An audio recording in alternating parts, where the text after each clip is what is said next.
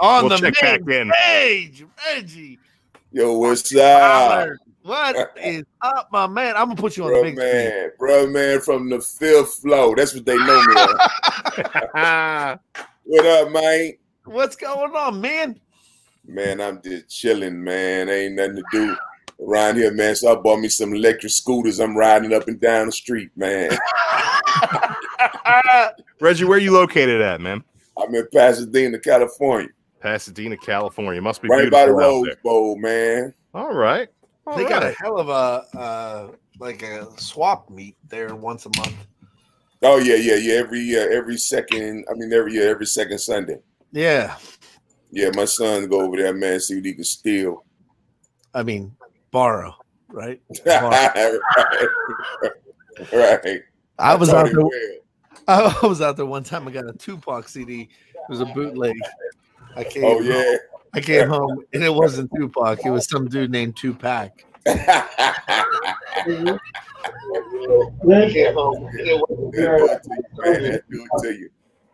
So Reggie, tell us where we can find you and what you're doing, and give us a little bit of rundown, man. Oh man, I did. I'm old school, so you get me on like Facebook, man, and Instagram as @bruhman_fifth flow, and just did an episode of work with my childhood hero, man, Richard Roundtree Shaft. Oh man, that's crazy. Man. Up in a show called on Netflix called Family Reunion, and man, let me tell you, man, I was like a big Shaft fan when I was a kid. Man, I wore my Shaft shirt. Man, I'm telling you how a group is. I don't understand how people be coming up to me all the time, but I did the exact same thing. I went up to him. I had my Shaft shirt on. I was so excited. I said, "Hey, man, can you sign? Can you sign right there?" He's like, "Man, I ain't signing your titty." I'm like, "Nah, man, a shirt, man." I'm a huge Shaft fan. Because of the Samuel L. Jackson revival when I was a kid. A white kid from the suburbs, right, loving Shaft. It's like that's the dumbest thing I ever heard in my life, but that was me. I'm a big Shaft fan. Up, man. Richard Roundtree was still cool. Still Drake, you had his little cognac. He got those movies all hold up too. Man. Yeah.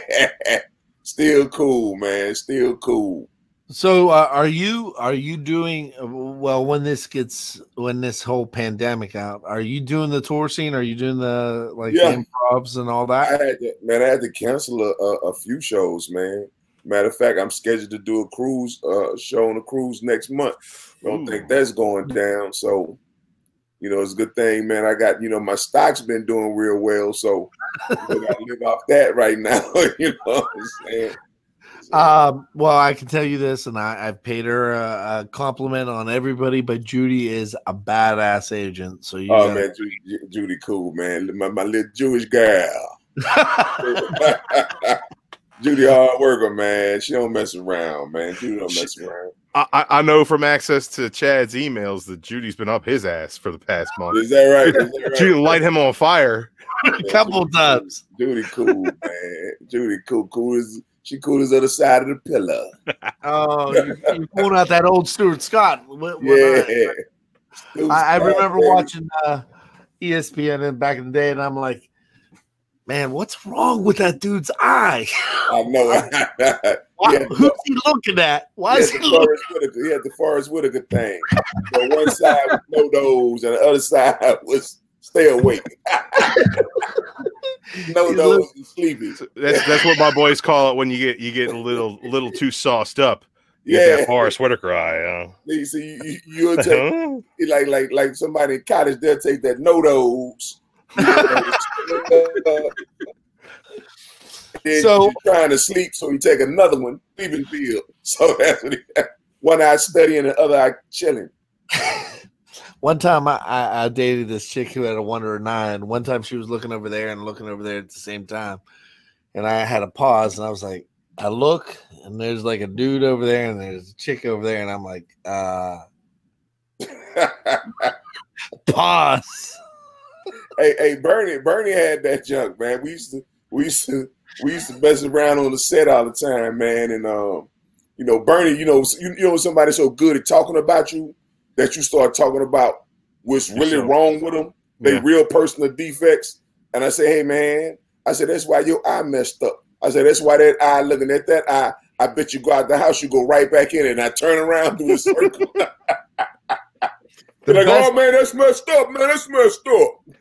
What's it like working with such a legend? You know, he's one of those guys that everybody has their favorite Bernie Mac bits. Man, I tell people, man, that I got my master's degree working with Martin, and I got my PhD working with Bernie. Man, it was like those two dudes taught me so much, man. And Bernie used to tell us stories that was so funny, man. I mean, he used to tell us, this is one. Can you cuss on it? You say whatever the fuck you want. Hey, okay, I'm gonna tell you a story Bernie told me, man. True story. Bernie said when you first on the big screen, man. When you first started doing comedy, promoter owed him $75. He said, but the promoter wasn't coming out the back room to give his money, so he got tired of the shit. He said, I went and knocked on the door. He said, a big 6'8" motherfucker come to the door talking about. So I said, yo, man, want more money? I said, what motherfucking money? And the dude said, I ain't got the money right now. Walk it off. Fuck that. What motherfucking money? He said, the dude touched my hand. Walk it off. Give me my motherfucking hand. He said, why did I do that? Because the next thing I heard was, walla. He said, man, the motherfucker hit me in my motherfucking ear so motherfucking hard. I couldn't even hear what motherfucker was saying. Like, are you all right? I got up, motherfucker say, walk it off. I got up and I walked that shit off. That's true story, man. Dude, the fact that you can do a Bernie Mac impersonation. Shit. Yeah, well, that's firsthand experience, Chad. So wait, I'm gonna make you possibly burn a bridge here. Who's funnier, Bernie or Martin? Oh man, shoot. You know, when it comes to characters, man, nobody could do it like Martin, man. And just pure stand up, I say Bernie. Oh yeah, man. Like, think about Bernie for a second. I mean, and oh my God, help me out here, Reggie. What's the dude's name? The house party guy, Baby's kids. Robin Harris. Yeah, like Robin was sick at stand up, and then when you have Bernie Mac, I mean, they were right there. They were close. They were real close. I mean, if you even go back and you think about House Party, like, I know you, man. I followed you all the way from the driveway. Drip, drip, drip, drip. Yeah. Come on. Follow the drip. And Baby's kids, come on. You and I had that conversation off air we multiply. We had that conversation a little. You know what? Just a minute ago. If Robin didn't die, Martin wouldn't have never been the host of Def Jam. Oh no, shit. So that's how Martin came up, because originally that was Robin Harris' time, and it was Robin's show. Yeah, he was supposed to shine. Yeah. So I remember hearing that. Might have been the Def Jam documentary. Robin was hilarious, man. Yeah. Now you've had a chance to work with so many greats. Yeah. Is there anybody on your bucket list, like great comedians, that you still haven't had a chance to work with, that you're kind of eyeing, like any producers or stand-ups or anybody working on any projects right now who you would say, I'd jump over my mother to get to that role? You know, people don't realize that I majored in theater, and I started acting first before I did comedy. I was on Martin before I did stand up. Yeah. And my idol, man, was Robert De Niro, man. And I would love to do something with him, you know what I mean? Because I like his style, man. I mean, I tell anybody, you want to be an actor, man, you got to at least watch Taxi Driver once a week. You know what I'm saying? I mean, the dude played like 3 characters, really, without you even knowing he played 3 characters. That's true. Yeah, man. So, okay, here's the hardest question. I've got friends in the game. It's hard. it's hard running that gambit, right? Who is the best? Your top 3 stand-up comedians. Stand-up, man, you got to say Chappelle is one. And see, man, I don't get out a lot to see, you know, some of the dudes that I say that I would tell you that you never heard of before, man. And got a cat out of New York, man, named James Talent Harris. Never seen that dude bomb, man. That dude, I mean, he could take a crowd and just totally rip it apart, man. But you don't, I mean, he did a couple of movies back in the day, but he'd have a big name. And I would say Eddie Murphy, man. Oh, it's my list. Eddie a genius. Eddie didn't people forget how great Eddie was.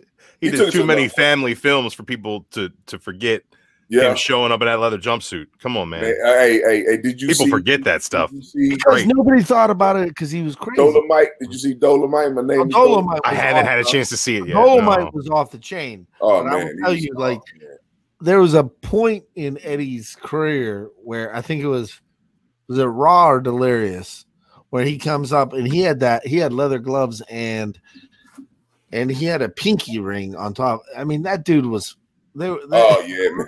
Yeah. He was on another level.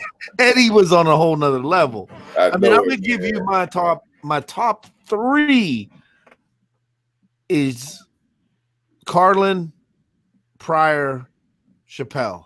Oh, I thought you were talking about living, man.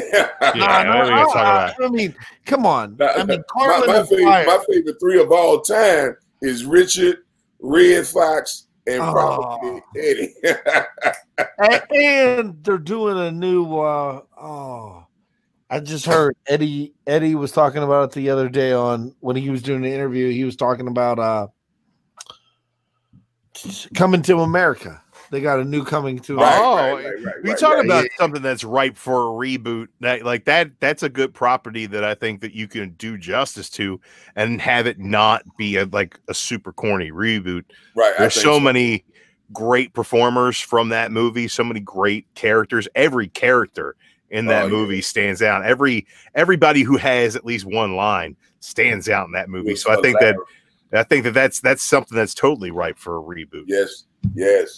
Yeah, call Reggie, get him to be a part of that project. Talking about, alive, but of all time, man, those 3, man, probably.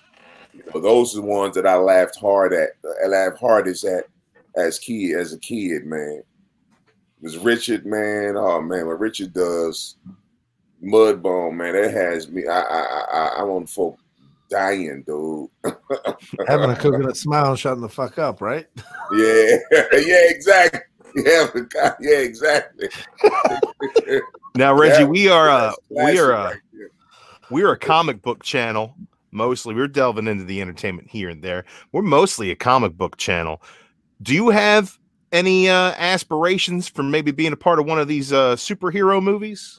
Dude, look at this motherfucker. He looks exactly like Luke Cage. Martial arts. Anything I can act like Bruce Lee, man. I'm a Bruce Lee fiend, dude. So you can do a roundhouse? I can do all that, man. I took that as a kid. I can do all that. Get you in the new Shang-Chi movie. Hey, man, I'm telling you, and this weight behind it, woo! All I gotta do is nick your chin, and you gonna fall out. So, hey, Reggie, I can nick your beard, dog. Whoa! Reggie, leave the beard alone. LA, right? Yeah. So, are you a Raiders fan or are you a Steelers fan? Oh man, that's funny you say that, man. I'm a Steelers fan. Oh! No. Enough of this Steelers Yinzers nonsense. Chad has been bringing as many people on from Pittsburgh as possible, and as a true blue Baltimore Ravens fan, I gotta say your squad is whack. I get a Ravens some props, but they disappointed last year, man. I thought y'all was going to do better. Run the ball. Hey, greatest quarterback in the history of the regular season, worst quarterback in the history of the playoffs. That's what his stats say. You can't they ain't gonna get it done, but do you guys know that Carson's being real quiet right now as a Bears fan? Oh yeah, oh man. I was just using the chat. Hey, there is a speaking of a question in the chat here. We got Chris Barrett saying, "I have to ask, who is your favorite person to work with?" Mine? Yeah, Bernie. Bernie. Man, I had so much fun. Bernie was like, not even, man. We'll sit around the table, man. We'll be talking and just jabbing it up, and then they'll say action. We'll go right into our scene, man, and then they'll say cut, and everybody we start talking again like it's just like we just their friends, man. You know, it's 4 poker buddies. It was so easy doing it until we had somebody that throws us off. Like Sugar Shane was a guest one time, Sugar Shane Mosley, and he was sitting at the card table with us, and on it, it was written for Sugar Shane Mosley. This be Sugar Shane Mosley. You ain't got to act. This be Sugar Shane Mosley. Man, all he had to do, he had a line to say, "Where you guys staying at the Mandalay Bay?" He couldn't do it. He was like, "Where you guys staying at the Mandalay Bay?" He kept doing it different ways, man. Trying to get his takes in. My boy got upset. He said, Sugar. He said, "Man, it's you, man." I said, "Hold up, dude. Sugar will still knock your ass out, man. You better watch your mouth." So exactly. And Bernie, got to eat cake to chew the scene. Let him do it. And you know, Bernie being messy because Bernie thought that De La Hoya beat Sugar Shane and that first fight. So Bernie was like, he said, "I bet you I tell him. I bet you I tell him." I said, "I bet you won't." So Bernie like, Sugar, hey man, De La Hoya beat you, man. De La Hoya beat you, man. I was like, I got a New York fan here. His name is JD. New York. JD, wake up. Oh, he's old. Wake up, old man. Turn your mic on. I go back to the days way back. I'm 46 years old, so I've been around the block a couple of times. Grew up in New York. Totally went to every comic show, Comic Strip Live, and everything in New York. Watched you back in those days when it was you had like your 10 minutes on top of with the screen that they were doing.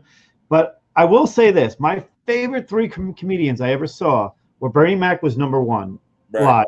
Bernie Mac live is nothing like you think he is. Bernie Mac live is a truth-speaking person. Yes, sir. Totally truth-speaking. And if I always put up there, I never got a chance to see Eddie do stand-up when he was younger, but I got a chance to see Charlie do stand-up. Right. And he was, whoa. He woke. I'm from Rockville Center, Long Island, so that's right the town over from where Eddie grew up. So they were talking about the same rec center that I grew up in. Right. And Charlie was telling the story about getting when it was like a bunch of the kids from the South Side, the hockey players, me, and throwing the basketball in and watching these guys how to shoot. And the best line he ever had was, they could shoot free throws day and night. They just know how to move without the ball. They would sit there, I'll shoot free throws all day. And then when Charlie passed a couple of years ago, but I remember going to the rec center to it. I flew back to New York to visit my family. They were dedicating something to my my late brother on the rec center wall, and Charlie was there, and everybody else goes, "Man, your brother can play." Yeah. He said he could play. I'm like, well, he was a good basketball player, so I was. Oh, yeah, that's cool, man. I never met Charlie, man. The other ones I met of that era, my stepbrother is Tom McTiernan, the comedian. So he opened up for a lot of those back in the 80s, 90s. Right. When everyone what you talking about seeing me in New York on the screen, that was like must be when I first started, man. That was the best era still to me. Yeah, that was a long time ago. Yeah. I mean, going to see any one of the Wayans brothers would be playing at Comic Strip Live for $15. Right. It was still the Comic Strip Live is where you really wanted to get your chops. You know, it's one of the things where, you can read a script, you can do what you got to do, but if you want to stand out on your own, go to Comic Strip Live in New York or go to one of the other places in New York and see if you really have chops. And if you have chops, you did Comic Strip Live. And to give credit to one guy, I remember he was young and little, and I know he's famous now, but Kevin, what's his name? Kevin Hart. Kevin Hart. He was every time I went there with every date I ever took. he was always busting his chops before the scrum. I talked to him like, "Do you do this every night?" He goes, "I'm here 3 nights a week, 3 nights a week, 3 times a night." Is that right? And he busted his tail. Yeah, and man. I kept thinking, like, that stand-up gig is a grind, man. It's a grind. You got to be out there, because you stop. You'll be unbelievable. It is unbelievable how rusty you can get in your time, and it's going to be probably coming back from this coronavirus, man. There's going to be a lot of cats rusty, man, getting back out on stage, man. Yeah, I mean, George Willis was one of those guys that I lived in an apartment on the east side of Manhattan, and he lived there in the same building. And he's like, George was a comedian that was well known in the late 80s, early 90s. His thing, I used to ask him when he would walk his dog, he'd come back in. I was like, "Are you going to do a set?" He goes, "I hope to do a set and get paid." Sometimes I do a set and don't get paid. Oh yeah, you don't, man. You don't. Guys that are on Letterman or in New York, you can get paid. You can get at least you can get something. But in LA, man, they might give you $25 because for gas money to come out. That's it. Yeah, the New York comedy scene. For a handshake and a hot dog. That's it, man. That's it. I mean, when I was 19, 20, 21, dating. That was a long time ago, wasn't it, JD? That was 25 years ago. I would drive up and park my car. I parked, I'll never forget it, for the Comic Strip Live. And I guess I parked too close to a hydrant, and my car got towed. And I'm on this date with this girl that I was so excited to be on a date with her. I go out, we go see. It's Paul Mooney, and if you don't know who Paul Mooney is, he's just one of those guys. Everybody knows who Paul Mooney is. Yes, sir. One of those guys that you just have to see live, just to experience. That was Richard Price's sidekick. His intelligence alone makes you don't want to debate him. You want to listen to him. Yep. Whether or not you agree with him or not, it never mattered. He just. JD, I got to ask you a question. Go ahead. Did you really say 1921?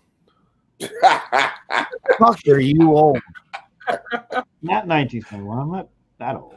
You said 1921. I'm sitting there at the backstage. I heard Reggie even looked. I seen Reggie look like I never forgot. He looked like a puppy dog. He turned his head. He was like, Reggie's gonna appreciate this. Reggie's gonna appreciate this. You said 1921. All right. You went back into the whirring 20s on your mind.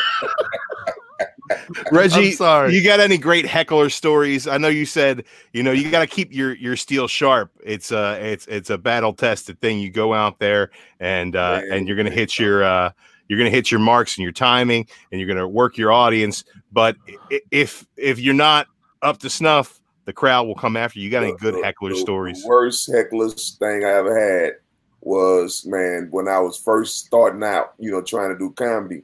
Because J. Anthony Brown got me started doing comedy. So when I first started doing the comedy, I had to open up for Biggie, man. And who? For Biggie, the Notorious B.I.G. Really? For Biggie Small. Yeah, open up for Biggie. Man, that crowd doesn't want to hear jokes. They want to hear beats. That's what I was saying. That's what I'm saying. So rap crowd don't want to hear no jokes. So the promoter, I was in the back, promoter count my money. He like, boom, boom, boom. He say, "Hey man, let's go out there and do 5 minutes and call them up." I say 5 minutes. I say, "Man, let me do at least about 20. He stopped counting, looked at me. Okay, and he gave me money, right? So I went out there, man.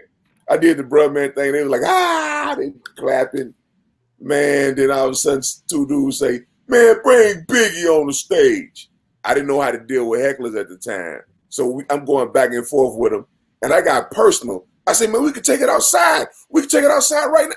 Man, about 5,000 people at North Carolina A&T. I just heard boos rain down. Boo! I was like, oh, that's the worst. That was the worst, man. It was Biggie, Lil Kim, and Lost Boys and Junior Mafia, man. Man, well, if at least your first time getting heckled, it was thousands of people booing you. It can't get worse. It's all uphill from there.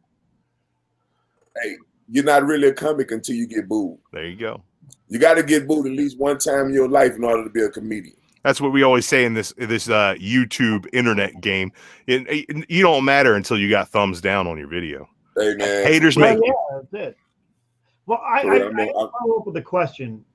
I definitely want to hear it from you. So let's be honest. It's been one of those eras where stand-up comedians were running the show, getting their own TV shows. Martin, like you said, Martin Lawrence got his, and Seinfeld got his, and then all those other ones. You know, although every show pretty much was based on a comedian presence.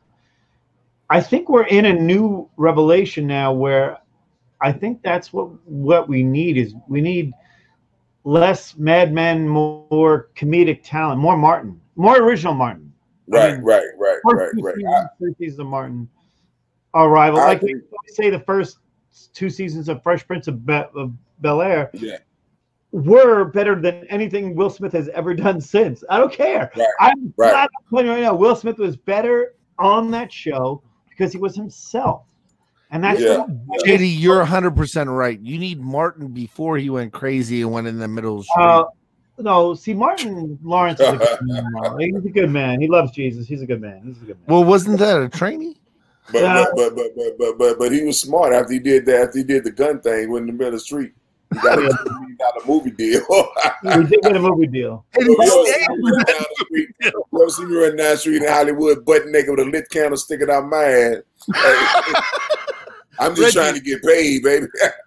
Reggie, tell the fans where they can find you. Let us know. Instagram, _5th flow, number 5 and FLO. And Reggie, if you come to Pittsburgh, if you go to JD, where are you at? Omaha, Nebraska. If you go to Omaha, Nebraska, you got a steak dinner on us. My man. I'm holding. Man, come to Civilization in Baltimore. I'll take care of you. All right. Baltimore. I'm holding to you, brother. Towns. Reggie, I love you, brother. Thank you so much for coming on. You, Reggie. And I appreciate it. Y'all take it easy, man. Thanks a lot. Thanks so much, Reggie. See you, man. Peace.